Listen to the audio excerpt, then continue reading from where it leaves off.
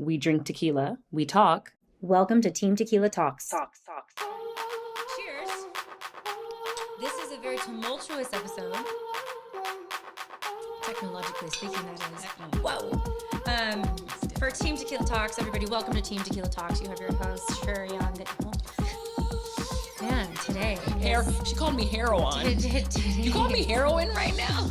Sheri Gonzalez and Cassandra Gina, and we were attempting to go global with this episode today with a Peruvian agave spirit and a guest from the UK, though we're having a lot of technological difficulties, so it might just end up being Sheri and Cassandra, and you know what? That's great too. You love us. You love us. We love us. Oh, we love ourselves for sure. So this Peruvian agave spirit, if you've listened to episodes before, you know that all tequilas are agave spirits, but not all agave spirits are tequilas. In order to be a tequila, you have to be from Jalisco, Mexico. You have to be from an agave plant, and there's a very strict council on what classifies a tequila as a tequila. And this is not from Mexico. No. It's from the Andes Mountains. It's from Peru. From Peru. And we got this from our friends over at Barkeep because it is an interesting and global small batch tequila. I can see that it is hand labeled, hand numbered. It is called Agave de los Andes. Plateado. Silver. Yeah. We're drinking the silver. And I think a lot of people think agave is mostly, I know we think Mexico, but it's actually grown from the desert Southwest, all over the Americas, Andean highlands of South America. Now, I will say this. We just tasted this, and it does not taste like the silver we're used to. No, it doesn't. It tastes very,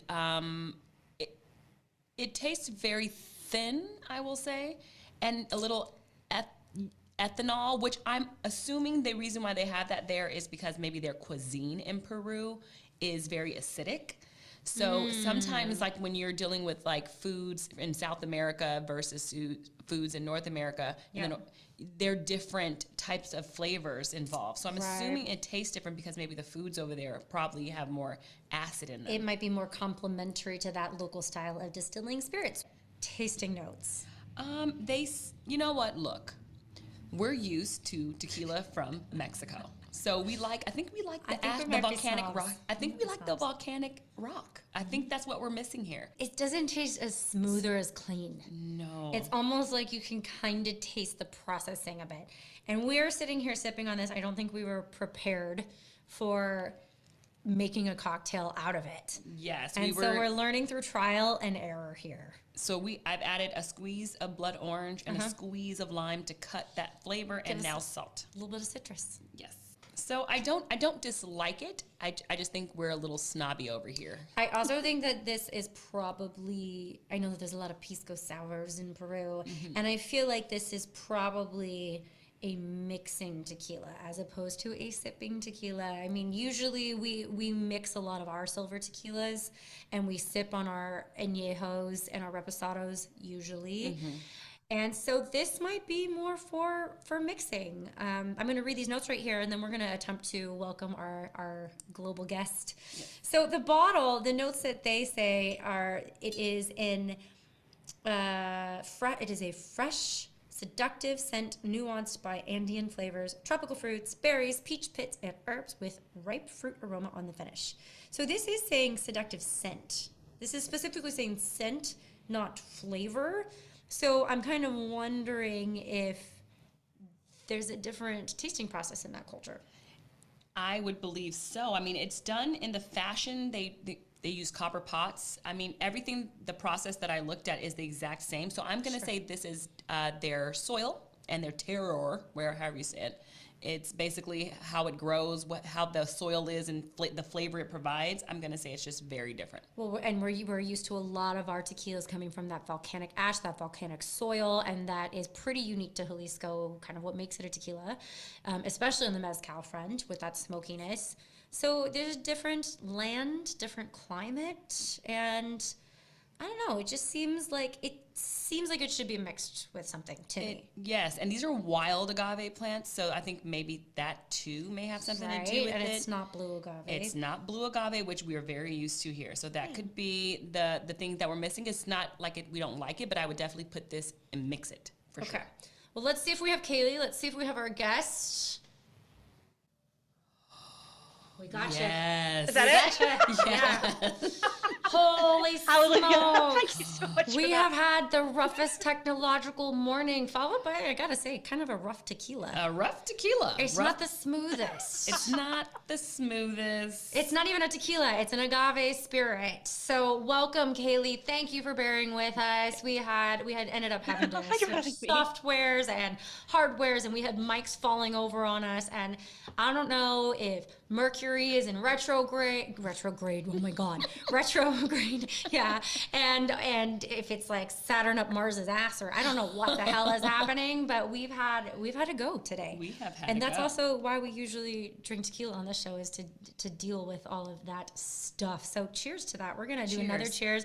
And a warm welcome to Kayleigh Donaldson, a pop culture expert. What you drinking over there, Kayleigh? Yum. What are you drinking? I am drinking Care No More Bramble wine, which is a fruit wine made in the region of Scotland I'm from. Ooh. So it's very tart, but it's not too sour. And it just reminds me very much of where I'm from. Yeah, I don't even live that far from where I'm from anyway. This is just like painfully hyper-specific alcohol nostalgia. So I love that's it. what I'm drinking tonight. You said it's sour? It's sour or tart? Both. It's very juicy, I think would be a really good way to describe it. Okay. We like juicy. It's kind of the opposite of what we're drinking over here. Yeah. So we know that you're a pop culture expert, you're a genre writer, you are a commentator. People can obviously go look at your Instagram bio, but if you could, without any type of filter or censor, because we're in a more private space. I know that this is public and on the internet, but it's different than people just browsing Instagram because they're choosing to come and listen to this podcast. What would your ideal logline bio be? And you can get really creative here if you want. Or not, that's fine too. So I usually sort of like sardonically refer to myself as a pop culture hot takes merchant. When I'm being sort of a little more classy, I usually say I'm a film critic who also commentates on pop culture in general. My specialty subject are typically celebrity culture. Especially, I write a newsletter called the Gossip Reading Club, where I dive into old school, vintage, or like pretty recent interviews and celebrity profiles and pieces of pop culture writing, and try and contextualize why it's important and how we got here and what it's said about this particular celebrity. My basic job is trying to convince people that it's not shallow or frivolous to care about celebrity culture. It's an uphill battle, but I think it's a worthwhile one. Yeah, I agree with you. I think, people say, oh, you talk about celebrities, that's kind of like the low-lying fruit. And I'm like, but they're the most reported on people, probably more than most people are celebrities and entertainers. I would say they're the tallest fruit because they live such public, private lives, Well, and I would have to agree with that and say, I do think that celebrities deserve their private moments. However, if you choose to live a life in the public, you have to know that some of that is going to bleed out. And some of that is just going to be in the limelight. And I think that you have some people that choose very much to be in the limelight, and they call their own paparazzi, and, they very selectively choose events. And other people, they say, well, I just want to live a private life. It's like, but man, you went into TV, or you went into film, or you went into high fashion modeling, or and it's kind of like that comes with the territory a little bit, as in, if you choose to be an insurance broker, like, you probably have to go to the office. That's part of the job. There's certain parts of every job, and if you are in the entertainment industry, inevitably being in the public eye is going to be a portion of that. I think that the portion is sort of up for debate and depends on the person and the job, etc. But you kind of know what you're signing up for a little bit. I mean, you kind of have to. I mean, it's the whole fine line between courting the press for your projects. You need the press when you're promoting projects. You need the press when you have a tequila you're selling. You need the press at moments, but then there's other times where it's almost like the revolving door of like, who gets to decide when you need them, because you've courted them, now you're famous, or now you're really important. So do they stop reporting on you just because you say stop? I don't know. That's a tough one. You kind of got to remove yourself from the limelight. What do you think? I think this is part of why talking about it in the current context is really important, because being a celebrity in 2022 is so different than it was even a decade ago. I mean, the extinction of privacy for celebrities has long been a thing up for debate. But, 10 years ago, you didn't have everyone taking pictures of you at a restaurant on the fly to submit to Dumois. You didn't have, the expectation that you have to be on social media all the time hogging your tequila or your skincare line or whatever the current, brand is.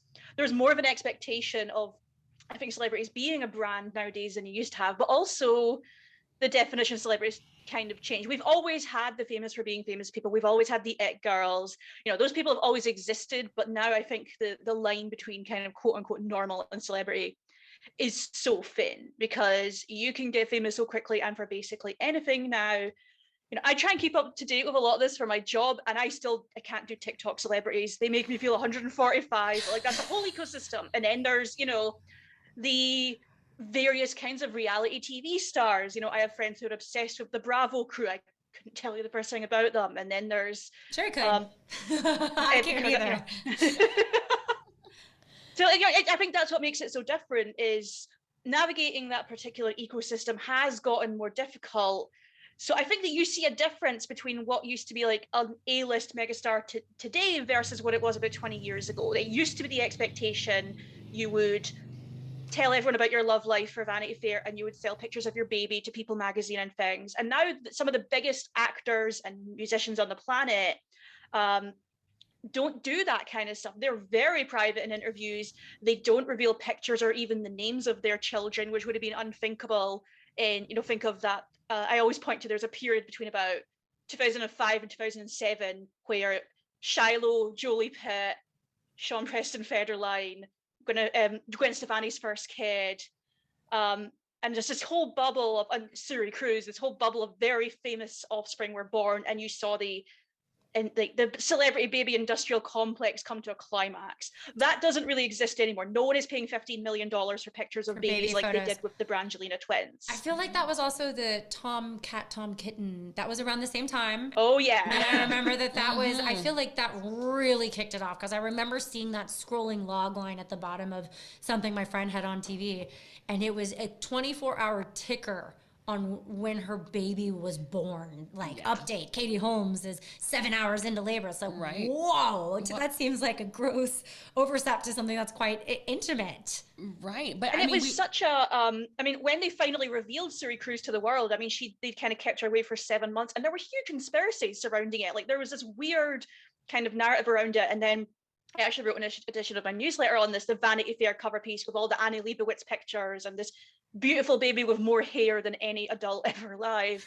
And, that was such a hot button issue. And nowadays, I think it's much rarer to see a celebrity do it, partly because the invasiveness of social media. And I think tabloid culture has changed a lot. You don't really see 20 paparazzi chasing a celebrity down an alleyway anymore. Like, I think the Britney era mercifully is over.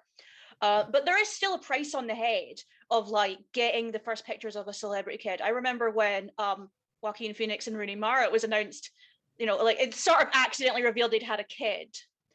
And then there was one paparazzi agency that immediately started hanging around outside their house waiting for the picture. And it's like, that, that's a baby. I'm sure it's a very cute baby, but those are two very private people who, what's to be gained there? But clearly there's a hunger for it. There are certain things that are eternal in celebrity.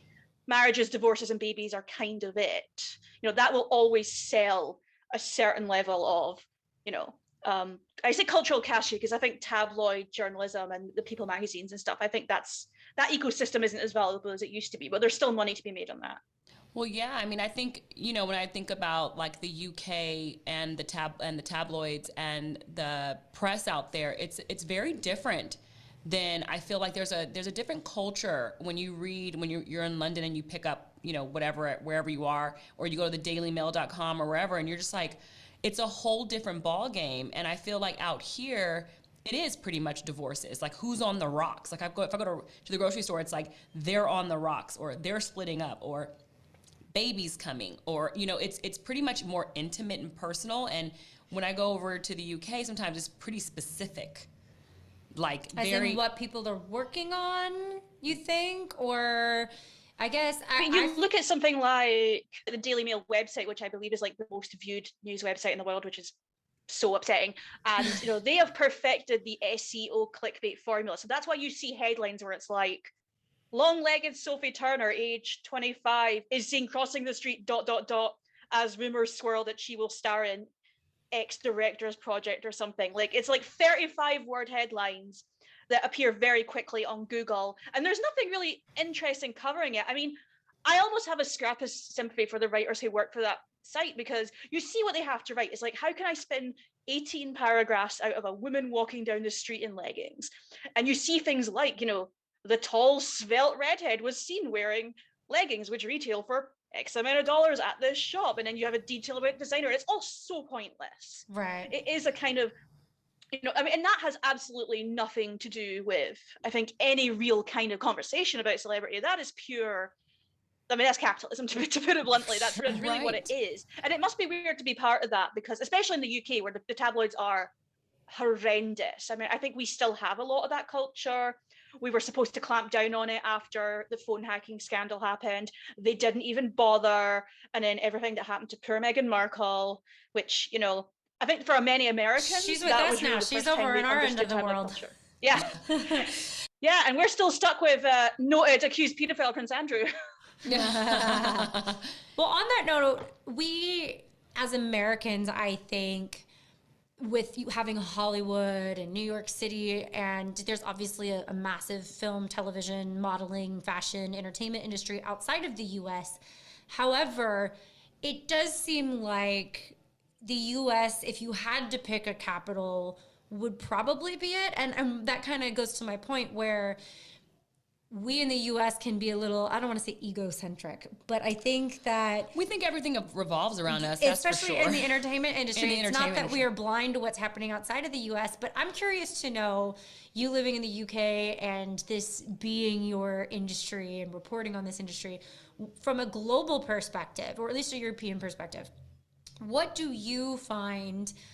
How do you find pop culture to be viewed differently? You kind of touched on this with the Daily Mail, saying that, obviously that is a UK-based site, and you're saying how tedious they have to be when they're reporting just to draw people in. At the same time, you're saying that the rags are really bad in the UK. So how would you say it would be different from the US versus the global perspective of pop culture, etc.? I think a lot of the stuff in the US is just on a purely kind of aesthetic level.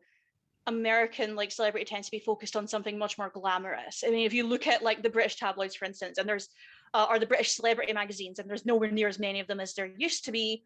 Their main bread and butter is reality TV stars, and a very different kind of reality TV than what America have. I don't think we really have an equivalent to the Real Housewives. We have Made in Chelsea, and The Only Way is Essex, but I think that they're much more kind of,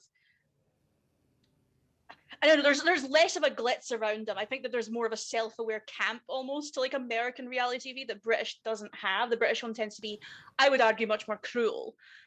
So that perpetuates, I think you get a much more of an ecosystem with those kinds of individuals. But also a lot of major British celebrities don't live in America anymore. They don't live in Britain anymore. They go to America for the work.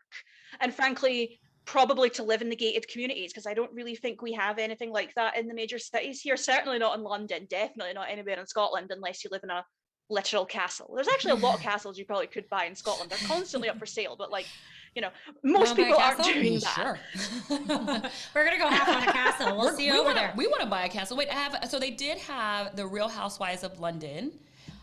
It abruptly ended, but they had 2 American housewives on there that had moved to London and married. Is it called aristocrats, or is it aristocrats? Yes. So they married aristocrats, aristocrats. And I liked it because I will agree they're more short and curt and a little more brutal. When they don't like someone, they're just fuck off, goodbye. I don't like her, I'll never be around her again. And it's hard to shoot like that because she's no, I'll never see her face again. But it only lasted for a season and a half a season. So, and Caroline Stanbury is now doing the Real Housewives of Dubai. She was one of my favorites from London. She's from London. Is she aristocratic? She's very wealthy. I know she's come from an aristocratic family. So, well, I think that's another thing to keep in mind with the British system as well, is this is something I don't think America has on the same level, which is class. the British culture system is so ingrained in class. Like, there is a reason all of the big British actors look and sound and act like Benedict Cumberbatch. They all went to the same private schools. They all have the same kind of accent. There are exceptions, people like Taron Egerton, James McAvoy, Richard Madden, my Scottish people. But there really isn't that kind of equivalent in Richard America. Madden. He's cute. Richard Madden is hot. If I had He's a very list, cute. man, I think he'd be on it. He'd be on it. He'd be on it. I do love James. You said James McAvoy? Well, I mean, I love him too. yeah. So, Well, he's actually really interesting as well, because he talks about the class ceiling of British entertainment. It's very difficult to get established as an actor if you're not already part of that kind of class. I mean, I think you'd see the rise of the nepotism baby is a big thing in America right now. Yeah. Well, yeah, but I think that especially like the fetish of class. I think if you Right. look at the way Meghan Markle was treated, is so much of that, on top of being racist and misogynistic, was the xenophobia of her being like the quote unquote American woman, Right. the actress. How dare she? You know. Right. So like you see the tabloid focus in the UK, they do tend to be like, reality TV tends to be a little more focused on like middle and working class people, and I think you see the viciousness come out in that, compared to the way that, you know, the great ambassadors of British culture, Right. who are the Tom Hiddlestons and, you know, that are talked about. It's a very stark difference, and I'm not even getting into the topic of race in Britain on that front, which is as whole awful nother as you thing. can imagine it is. Right. well, with the glam element, we just recently was the Met Gala. We had the Oscars a little while ago, and you know, we have all these very glam old Hollywood entertainment events, red carpets and black tie and white tie and all of the things. Do you think that those glam events translate worldwide, or is that the Americans being Americans and getting super pumped up over our fun red carpet parties? I think for all of like the hand wringing that things like the Oscars and the Met Gala inspire, I've had a theory for a while that I think we got released. There was a period where we were very obsessed with our celebrities being relatable, where it was the, you know, oh my God, she eats pizza and she likes to watch sports, and, you know, she's a regular, normal person. And of course, that inspires a certain kind of backlash, which is deeply unfair, but it is the idea you can't be a normal person if you're a superstar. So I think that on some level, we kind of crave the age of like the money diva. Like, I'm not saying everyone has to be Barbara Streisand or anything, although that would be awesome, but there is something to be said about someone who is so ridiculously rich and wealthy and, you know, and famous, that doesn't have to be a normal person anymore. Like, I think one of the reasons people have come back around on Jennifer Lopez is because she doesn't even try to be Jenny from the block anymore. She is fully like, I have too much money and I have fixed Ben Affleck and I am living my life and I don't need to pretend that I am, you know, eating hot dogs on the corner. And I think that we've kind of missed that. So something like the Met Gala, which is celebrity at the like most wonderfully moneyed and ridiculous. It wasn't quite as fun this year with the theme, because I think a lot of people didn't get it. But like when they did camp a couple of years ago, that was, I think, the peak of it. That was such a fun night of clearly like, you can only get away with doing this if you make more money than God. And frankly, we're going to just like consume that for what it is.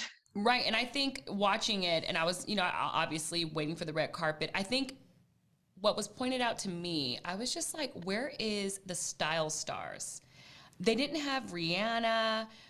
I was more like, she's pretty pregnant. Well, but Kim Kardashian did it pregnant. I mean, most people do it for the pregnancy kind of. But you know, Rihanna, maybe she was like, "Fuck this noise." I know, but she might have been. But I just feel like there was a lot of huge stars who just weren't there, and I was like, the biggest star who was there, arguably, I mean, outside of anyone like reality TV related, I couldn't even remember what they had on. And I was like, it's a weird thing. It was weird. I was like, where are the movie stars? Where, like the Nicole Kidmans of the world? And no one's. So maybe you know more about this than we do. How is the Met Gala guest list curated? I've heard it is Anna Wintour, and she specifically like hand chooses the names and all of this stuff. Like, is there a method to the madness? Or is it just whoever's the hottest? So the Met Gala, it's worth noting, it's a fundraising event. It's to raise funds for the Metropolitan Museum's costume department. And it's a hugely successful fundraising operation. But it's also Anna Wintour's baby. She personally picks the guest list. And then basically what happens is the fashion houses pay for the table, which they bring their guests. So if you are Louis Vuitton, you're bringing I think Emma Stone was with them this year. But basically, they're ambassadors, like the people who model for them.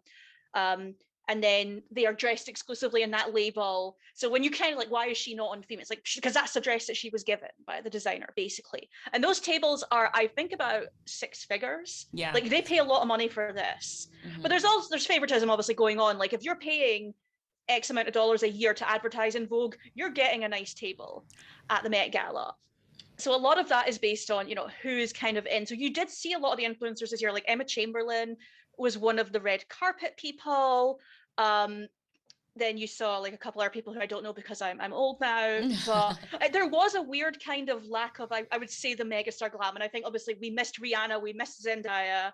We really did miss people who I think made that kind of impact. But also I can't even blame a lot of the stars because frankly, if you're being paid to go there by Givenchy or Burberry, and that's the dress they put you in, and it has nothing to do with the theme, like you're the one that kind of gets the brunt of the blame for that, which really sucks. And you gotta have a say in it. You gotta be like, no, this is not for me, guys. This isn't working. You should be able to have some say. Well, you do. It's collaborative. Like Sierra's dress and Blake Lively's dress. She lives in New York, and she wanted it to have the elements of New York, and that dress was so specific.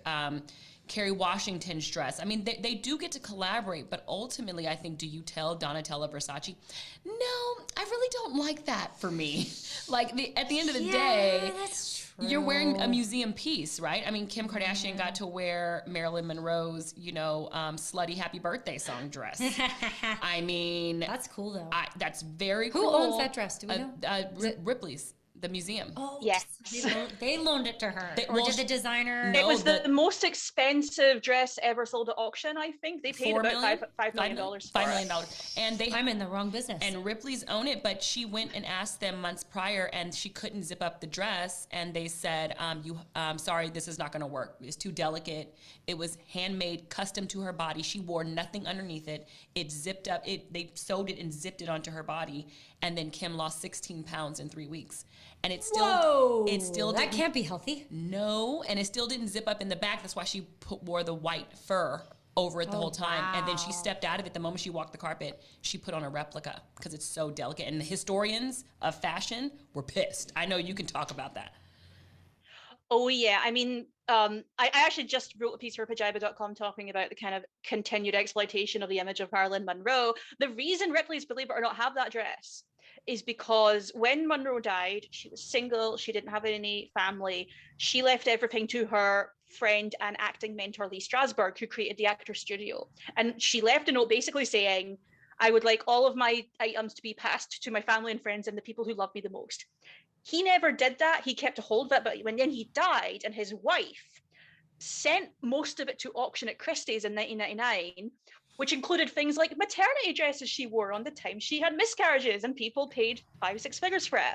Oh. But basically, everything Marilyn Monroe has ever owned has gone onto an auction. There was an auction in 2006 where it was things like, you can buy the toaster owned by Marilyn Monroe, you can buy her prescription pill bottles, you can buy her SAG membership card. And one of the things that went up was the JFK dress. It wasn't originally bought by Ripley's. I think they bought it in a second auction. But that's the reason she got to wear it, and she had to have Pete Davidson like walking behind her all times, and she's on like 5-inch platforms. I honestly wouldn't have turned down the opportunity to wear it if someone had handed that to me. Like, I kind of can't blame her on that front. But I don't know, there's the kind of interesting parallel of a woman who has made her fortune from her heavily modified body continuing to exploit a woman who was used almost exclusively for her body and hated it.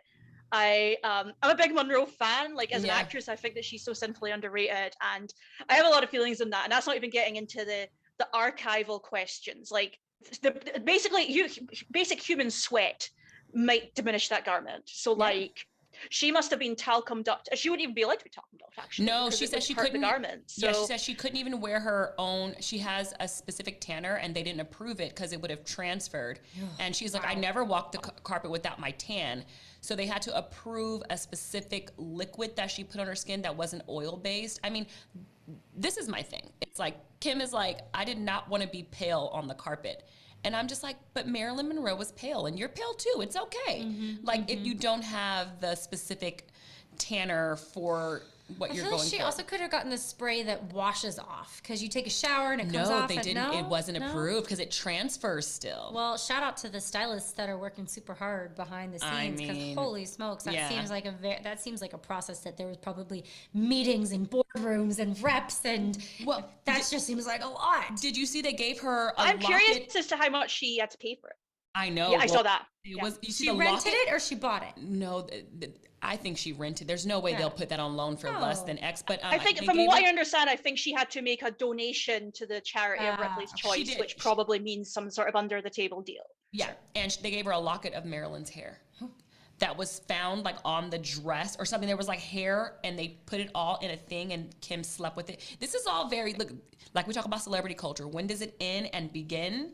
And I will say, I don't know if me specifically, because I feel like Marilyn died tragically, and I believe in energies, 100%. and I believe in all. And remember years ago when dead person stuff on the carpet, and even when Megan Fox used to have Marilyn's face tattooed here, and she said she got it taken off because she felt like it was giving haunting her negative energy. Well, of like, yeah. Kaylee, to your point earlier, I remember watching a documentary about the royal family, and back in the 60s or something, they started recording them at home, and they said, see, royals, they're just like us. They have barbecues and family gatherings and just kick the ball around.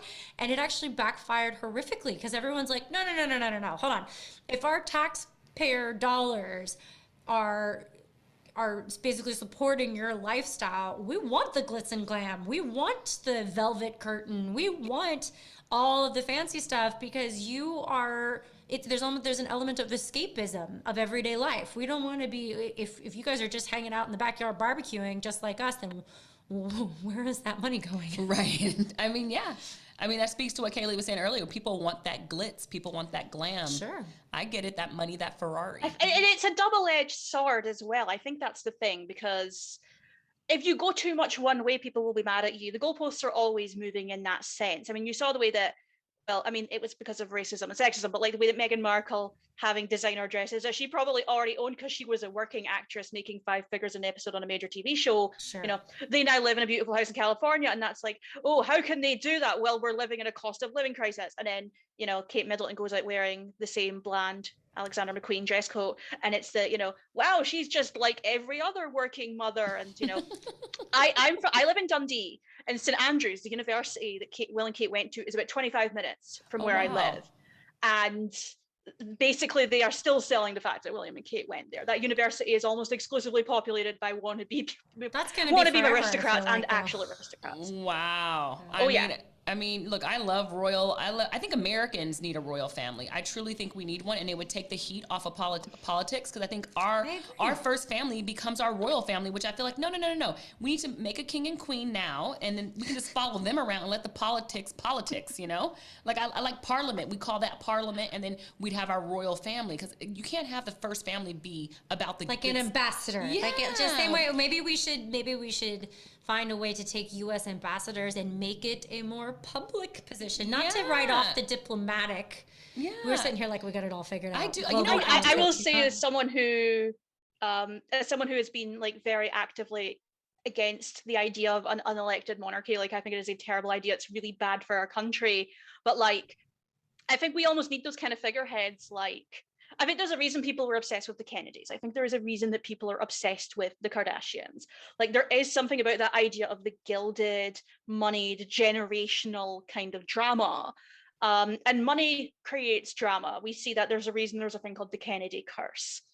There's a reason, like, if you go on Instagram, you can still see style blogs dedicated to Carolyn Bessette and Jackie O. You know, these are still things that inspire debate and inspire adoration. And I think frankly, for a lot of people, and frankly, for a lot of Americans, the British royals, they are treated in the same way that they would treat a reality TV show. It is, you know, look at the gems, look at the beautiful gowns, look at, you know, the cute kids. It really is kind of the same thing. And I don't know if the Brits really know how to deal with that. I think that there are concerns about, like, them being too much of a celebrity. But then if they stop being celebrities, then what are they there really for? Because then all you have to focus on is the fact that, you know, hey, they're cozying up and hiding Prince Andrew's sins and he's still the Queen's favourite. And then, you know, the way they mess around in parliamentary elections and the where, you know, corruption. It's so true. Tequila for thought. Kaylee, thank you for joining us. Thank you so much, Kaylee. Bottoms up. Go check out Kayleigh Donaldson on Instagram. Thanks for having me. Yes, and check out her wonderful. stuff. Thank you. Cheers. Cheers. Bye. That's got something to it. Bye. Thank you. So much. It was wonderful. You're so. I want to talk to you on the phone. We went to London. We gotta hang out. You need the insights. I'll be happy to come back anytime you wanted me. This is great fun. I'm going to London.